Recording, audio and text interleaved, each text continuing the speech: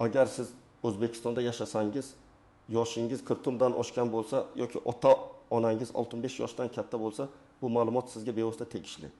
Men bugun sizga juda muhim masalani tushuntiraman. Pensiya, ish staji, rasmiy daromad, ijtimoiy nafaqa va davlat bazalaridagi ma'lumotlar bo'yicha tartiblar keskin jiddiylashmoqda.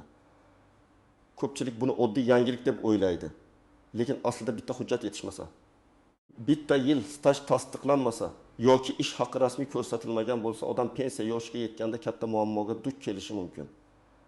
Videoni oxirigacha ko'ring, chunki men qaysi odamlar xavotir olishi kerak, kimlar xotirjam bo'lishi mumkin, qanday hujjatlarni hozirdan tekshirish kerak, qayerga murojaat qilish kerak va qanday xatolarga yo'l qo'ymaslik kerakligini oddiy tilda aytib beraman. Kanalga hoziroq obuna bo'ling, videoga like bosing. Chunki bunday ma'lumotni vaqtida bilgan odam keyin yillar davomida yugurib yurmaydi. Avval ko'pchilikda shunday tushuncha bor edi: men ishlaganman, demak pensiyam chiqadi. Zavodda ishladimmi? Bozorda savdo qildimmi? Fermer xo'jaligida yurdimmi? Qurilishda mehnat qildimmi? Baribir davlat biladi degan fikr keng tarqalgan edi. Lekin bugungi tartiblar shuni ko'rsatmoqdaki, men ishlaganman degan gapning o'zi yetarli emas.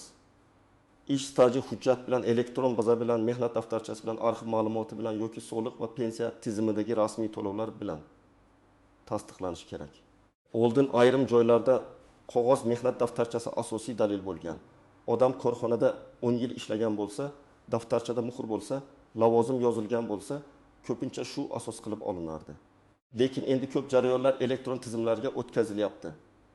Bu nimani anglatadi? Agar sizning ish joyingiz ma'lumotlarni vaqtida kiritmagan bo'lsa, eski korxona yopilib ketgan bo'lsa, arxivga topshirmagan bo'lsa, daftarchadagi yozuv o'qilmasa, muhr noaniq bo'lsa yoki ish haqi haqidagi ma'lumot topilmasa, pensiya hisoblashda muammo paydo bo'ladi. Eng katta xavf kirdim yoshdan keyin boshlanadi.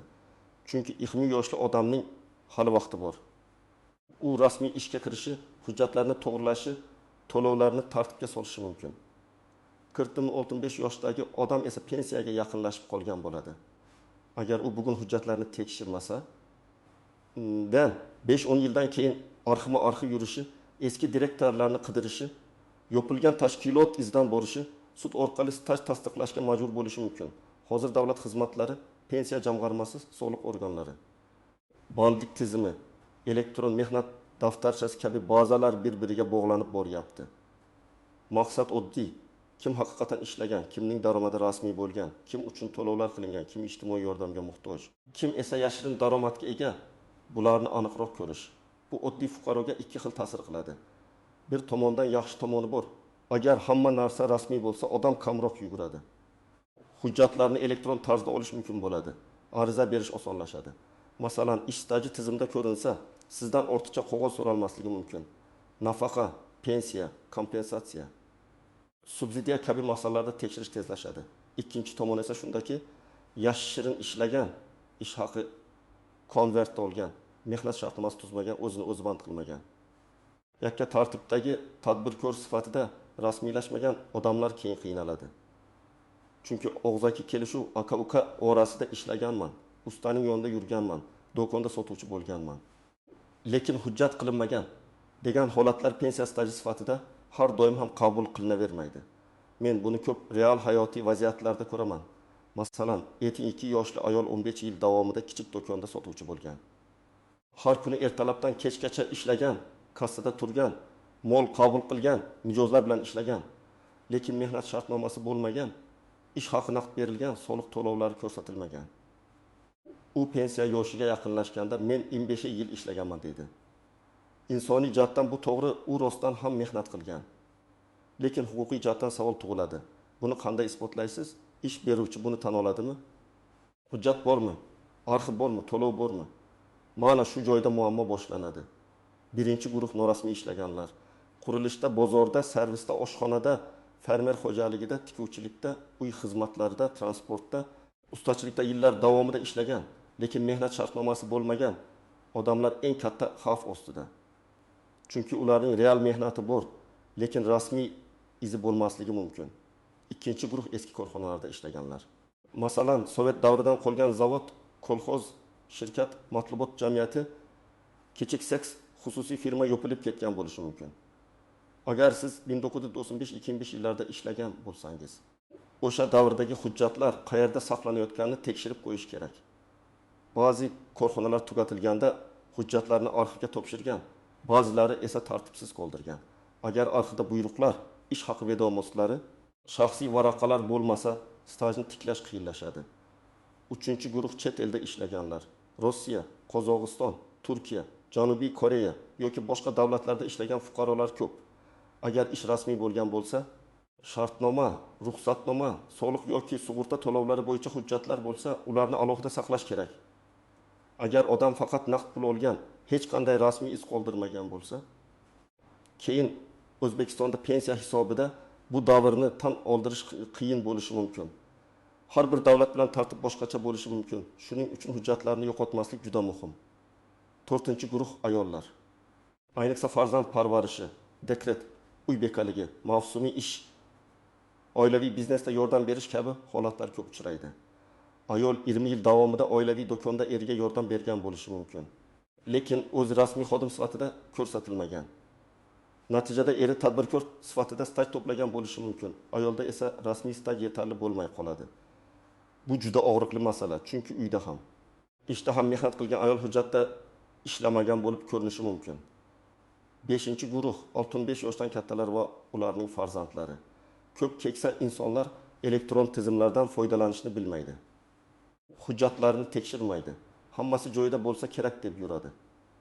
Farzandlar esa faqat pensiya kamayib qolsa yoki nafaqa rad etilsa yugurishni boshlaydi. Men maslahat beraman. Ota-onangizning pasport ma'lumotlari, mehnat daftarchasi, pensiya hujjatlari, nogironlik bo'lsa tibbiy hujjatlari, bank kartasi, yashash manzili bo'yicha ma'lumotlarni bir marta to'liq ko'rib chiqing. Agar siz har doim rasmiy ishlagan bo'lsangiz, mehnat shartnomangiz bo'lsa, ish beruvchi sizni elektron tizimga kiritgan bo'lsa, ish haqi kartaga tushgan bo'lsa, soliq va ijtimoiy to'lovlar ko'rsatilgan bo'lsa, xavf ancha kam. Lekin bu umuman tekshirmang degani emas. Hattoki rasmiy ishlagan odamda ham xatolik bo'lishi mumkin. Ism, familiya noto'g'ri yozilgan, tug'ilgan sana bir raqamga adashgan, ishga kirgan sana bilan buyruq sanasi mos kelmagan, lavozim yozilmagan, korxona nomi o'zgargan, ma'lumot bazaga tushmagan bo'lishi mumkin. Masalan, odam 2008 yildan 2016 yilgacha maktabda ishlagan. Mehnat daftarchasida yozuv bor. Lekin elektron bazada faqat 2012 yildan keyingi davr ko'rinadi. Nega? Chunki eski ma'lumotlar to'liq kiritilmagan yoki kadrlar bo'limi vaqtida topshirmagan. Agar buni pensiya arizasi beriladigan kuni bilsa, odam asabiylashadi. Agar bugun bilsa, hali vaqt bor, maktabga boradi. Arxivdan ma'lumot oladi, xatoni tuzatadi. Yana bir misol, 45 yoshli erkak 20 yil davomida yakka tartibdagi tadbirkor bo'lgan. U patent yoki soliq to'lovlarini to'lagan deb o'ylaydi, lekin ayrim yillarda faoliyati to'xtatilgan. Ayrim yillarda to'lovlar to'liq bo'lmagan. Pensiya hisobida esa aynan rasmiy to'lov qilingan davrlar muhim bo'lishi mumkin. Demak, tadbirkorlar ham o'z tarixini soliq organlari orqali tekshirtirishi kerak. Birinchi nozik jihat, mehnat daftarchasi borligi har doim ham yakuniy kafolat emas. Daftarchadagi yozuvlar aniq, muhrlar tushunarli, buyruq raqamlari ko'rsatilgan, ishga kirish va bo'shash sanalari to'g'ri bo'lishi kerak. Agar daftarcha yo'qolgan bo'lsa, dublikat rasmiylashtirish kerak. Agar yozuv xato bo'lsa, o'zboshimchalik bilan tuzatish mumkin emas. Tuzatish vakolatli tashkilot yoki arxiv ma'lumotlari asosida qilinadi. Ikkinchi nozik jihat ish haqqi miqdori. Pensiya faqat stajdan emas, ayrim holatlarda rasmiy daromad ko'rsatkichlaridan ham ta'sirlanadi. Odam 5 million so'm olgan, lekin hujjatda 1 million 200 ming so'm pul ko'rsatilgan bo'lsa, keyin men ko'proq olardim deyish qiyin. Chunki davlat rasmiy raqamga qaraydi. Konvertda olingan pul bugun yoqimli ko'rinishi mumkin, lekin ertaga pensiya miqdoriga salbiy ta'sir qiladi. Uchinchi nozik jihat ijtimoiy nafaqa va yordamlar. Bugun kam ta'minlangan oila, bolalar nafaqasi, moddiy yordam, subsidiya kabi masalalarda ham ma'lumotlar bazalar orqali tekshiriladi. Oilada avtomobil bormi? Ko'chmas mulk bormi? Rasmiy daromad bormi?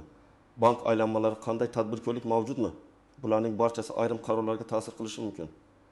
Shuning uchun kimdir qo'shnim oldi, men olmadim desa. Sabab ko'pincha yashirin mezonlarda emas, bazadagi ma'lumotlarda bo'ladi. 4-nozik jihat qarzdorliklar. Aliment, kredit, kommunal to'lovlar, ijro hujjatlari bo'yicha qarzlar, ayrim hollarda bank kartalari. Daromadlar yoki mulkka ta'sir qilishi mumkin. Keksa odam pensiyasidan ushlab qo'linayotgan summani tushunmasa, darhol sababini aniqlash kerak. Ba'zan eski qarz, sud qarori yoki ijro ishi bo'ladi. Ba'zan esa xatolik bo'lishi mumkin. Xatolik bo'lsa, uni yozma tartibda rad etish va hujjat bilan isbotlash kerak. 5-nozik jihat: propiska va yashash joyi, ayrim xizmatlar, nafaqalar, tibbiy ijtimoiy masalalar yashash manzili bilan bog'liq bo'lishi mumkin. Odam bir joyda yashab, hujjatda boshqa joyda ro'yxatda tursa, xabarlar bormasligi, tekshiruv noto'g'ri joyda o'tishi yoki murojaat kechikishi mumkin. Ayniqsa yolg'iz keksalar uchun bu juda muhim. Birinchi misol: 7-dagi yoshli erkak umrining katta qismini qurilishda o'tkazgan. Usta bo'lgan, ko'plab uylar qurgan, shogird chiqargan, oylik daromadi ba'zan rasmiy xodimlardan ham yuqori bo'lgan. Lekin u hech qachon rasmiy ishlamagan, o'zini o'zi band qilmagan, soliq to'lamagan. Pensiya yoshiga yaqinlashganda unda faqat 8 yil rasmiy staj chiqadi. Natija pensiya miqdori past bo'lishi yoki zarur staj masalasida muammo paydo bo'lishi mumkin. Agar u 45 yoshida bu masalani bilganda o'zini o'zi band qilishi, rasmiy faoliyat yuritishi, kamida keyingi 15 yilni to'g'ri rasmiylashtirishi mumkin edi. Ikkinchi misol: 32 yoshli ayol kolxozda ishlagan, keyin shirkatga o'tgan, keyin fermer xo'jaligida mavsumiy ishlagan. Mehnat daftarchasida ayrim yozuvlar bor, ayrim yillar yo'q. Arxivda faqat ba'zi buyruqlar saqlangan. U pensiya tayinlashda 6 yil stajini isbotlay olmayapti. Bunday vaziyatda guvohlar, arxiv so'rovlari, sud tartibi kerak bo'lishi mumkin. Bu esa vaqt, asab va xarajat degani. Uchinchi misol: 47 yoshli ayol oilaviy biznesda ishlaydi. Erining nomida do'kon bor, ayol sotadi, hisob-kitob qiladi, tovar oladi, lekin rasmiy xodim emas. Erining hujjatlarida faoliyat bor, ayolniki esa yo'q. Agar ular bugun mehnat shartnomasi tuzsa yoki ayolni rasmiy xodim qilsa, keyingi yillar uchun staj yig'iladi. Aks holda 15 yil o'tib ham ayol hujjatda uy bekasi bo'lib qolishi mumkin. To'rtinchi misol: 6 yoshli pensionerning pensiyasidan har oy ma'lum summa ushlab qolinadi. U davlat pensiyamni kamaytirdi deb o'ylaydi. Tekshirilsa, eski kredit bo'yicha ijro hujjati borligi aniqlanadi. Ba'zan bunday ushlab qolish qonuniy bo'ladi. Ba'zan miqdor noto'g'ri qo'llangan bo'lishi mumkin. Shuning uchun pensioner har oy kartaga qancha tushayotganini ushlab qolish bo'lsa, nimaga ushlangani aniqlash shart. Birinchi qadam: barcha hujjatlarni bir joyga yig'ing. Pasport yoki ID karta, mehnat daftarchasi, diplom, harbiy bilet. Nikoh va familiya o'zgargan bo'lsa tegishli guvohnomalar, bolar tug'ilganlik guvohnomalari, eski ish joylaridan ma'lumotnomalar, arxiv javoblari, tadbirkorlik hujjatlari, soliq to'lovlari bo'yicha ma'lumotlar, hammasini alohida papkaga soling. Hujjatlaring skaner yoki telefon orqali sifatli rasmini ham saqlang. Ikkinchi qadam: ish stajingizni tekshiring. Buning uchun pensiya jamg'armasi bo'limiga, davlat xizmatlari markaziga yoki mavjud elektron davlat xizmatlari orqali murojaat qilish mumkin. Men tavsiya qilaman. Mening mehnat stajim va pensiya hisobimda ko'rinayotgan ma'lumotlarni tekshirib berishingizni so'rayman. Mazmunida murojaat qiling. Agar qaysidir davr ko'rinmasa, o'sha davr bo'yicha alohida ro'yxat tuzing. Qaysi korxona, qaysi yil, qaysi lavozim, direktor kim bo'lgan, hujjat qayerda bo'lishi mumkin. Uchinchi qadam: eski ish joylaringizga murojaat qiling. Agar korxona hali ishlayotgan bo'lsa, kadrlar bo'limidan ishga qabul qilish va bo'shatish haqidagi buyruqlar nusxasi, ish haqi ma'lumotnomasi, lavozim bo'yicha ma'lumot so'rang. Murojaatni og'zaki emas, yozma qiling. Yozma murojaat bo'lsa sizda iz qoladi. Agar javob bermasa, yuqori tashkilot yoki tegishli organlarga murojaat qilish osonlashadi. To'rtinchi qadam: korxona yopilgan bo'lsa, arxivni izlang. Tuman yoki shahar davlat arxivi, tashkilotning huquqiy vorisi soliq organlari. Hokimlikdagi ro'yxatdan o'tish ma'lumotlari orqali hujjatlar qayerga topshirilganini aniqlash mumkin. Arxivga murojaatda aniq yozing: falon yildan falon yilgacha falon tashkilotda ishlaganligimni tasdiqlovchi ishga qabul qilish.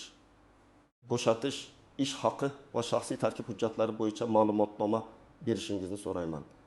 5-qadam: hozir norasmiy ishlayotgan bo'lsangiz, vaziyatni darhol o'zgartiring. Ish beruvchidan mehnat shartnomasi talab qiling.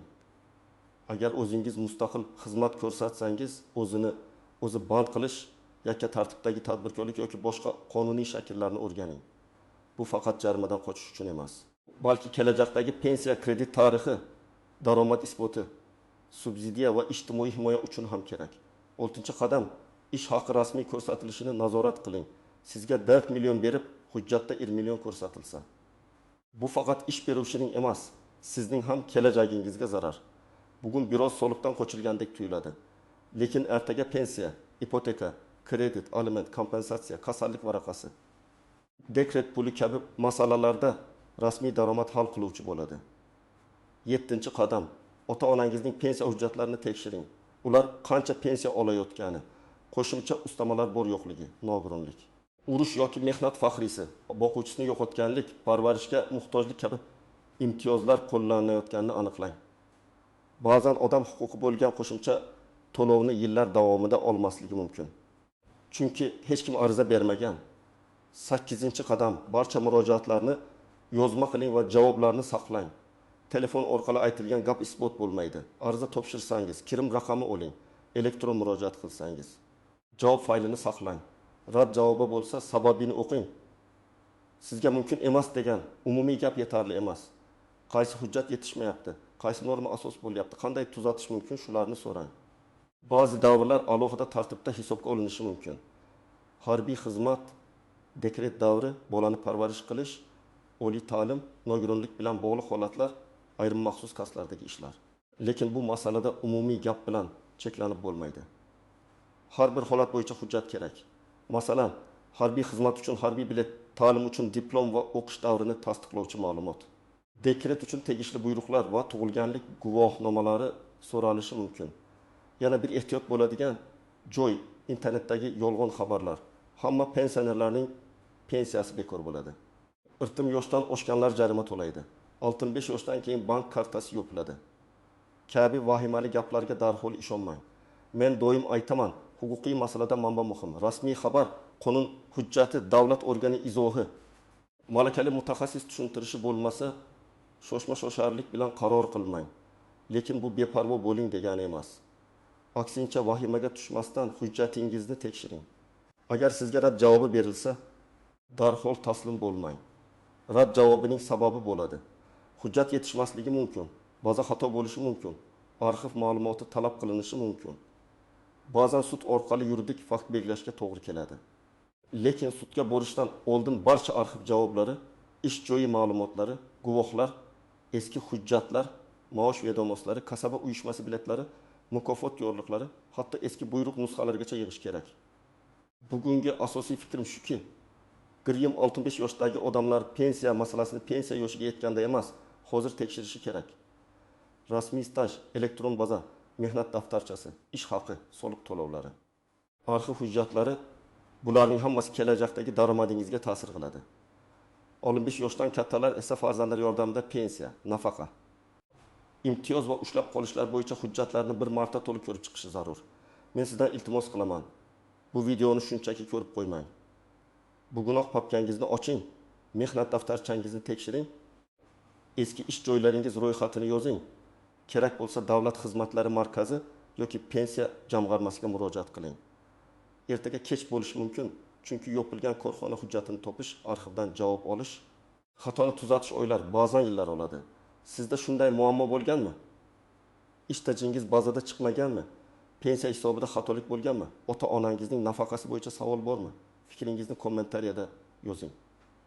Men keyingi videolarda eng ko'p uchraydigan savollarga alohida javob beraman. Videoga like bosing, kanalga obuna bo'ling va bu ma'lumotni irdi yoshdan oshgan yaqinlaringizga albatta yuboring.